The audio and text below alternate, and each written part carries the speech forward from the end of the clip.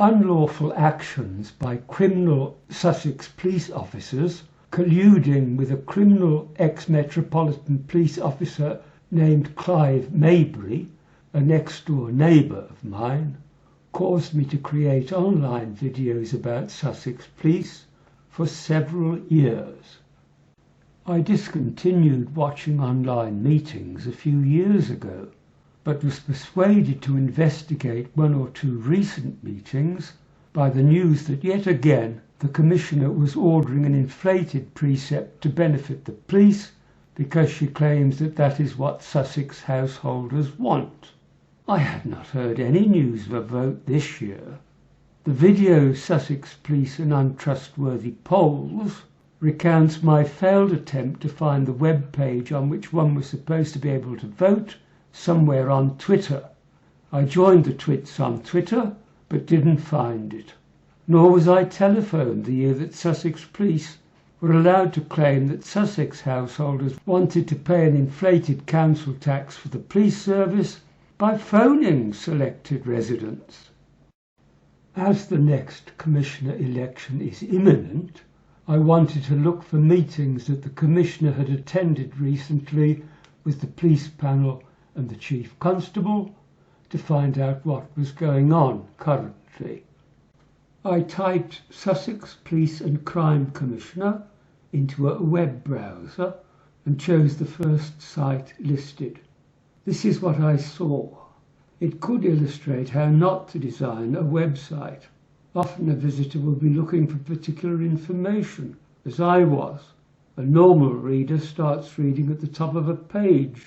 So starting with a different website address and the Commissioner giving information about coronavirus is to them likely to be irrelevant. The screen is programmed with perpetual motion of partially hidden pictures, which change every 8 seconds. The safety sentiment window on top of them asks for your postcode, but says, "Your postcode will not be saved." Its digital equivalent has to be stored in memory so that it can be added to a database. But as I share a postcode with over 9,000 other people, I might not be concerned unless its collection were linked to my name or other IDs from the computer I was using. I'll probably have more to say about this when I tell you who was responsible for it.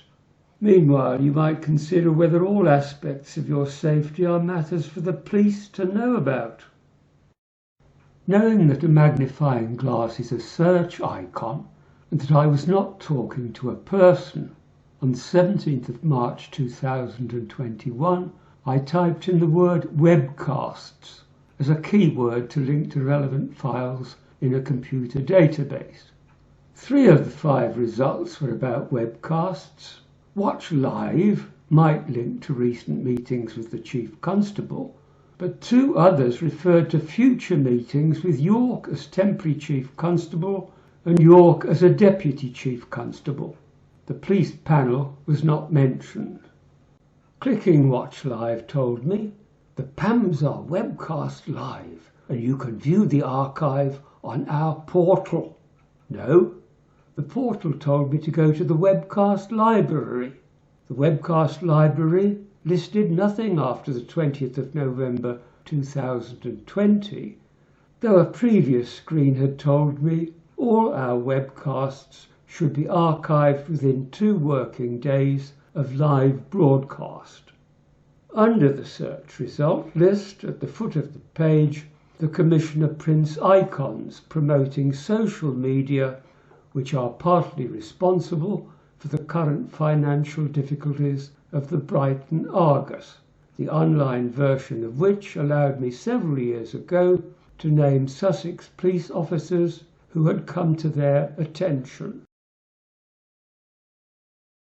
At the very bottom of the page, I saw the word cookies on this site for the first time, which could possibly attract the attention of the Information Commissioner's Office.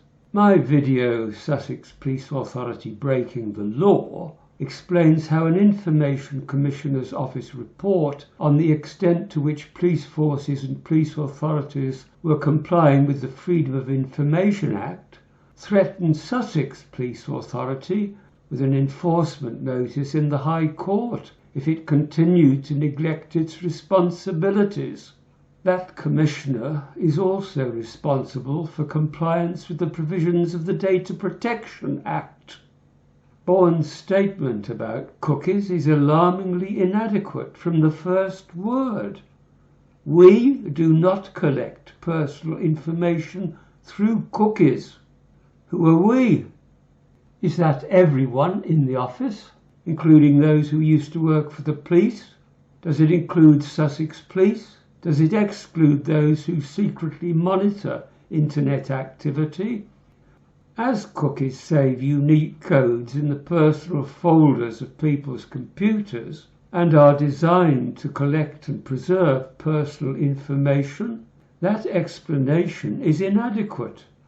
Moreover, the third line seems to contradict the first line. They say that they do not collect personal information and then say that information is used anonymously, as though it is not by its nature anonymous. I'm not wasting any more time on the Commissioner's tiresome website or this tiresome video. The Sussex Police and Crime Panel's Better Ordered website allowed me to quickly discover what had happened to tendentious schemes to collect votes for maximising the police precept, but explaining that will perhaps appear in a sequel. I'll end with a brief note on cookies. Cookie files with unique identification codes are saved in your personal folder on a computer. They may be difficult to find, but your browser may be helpful.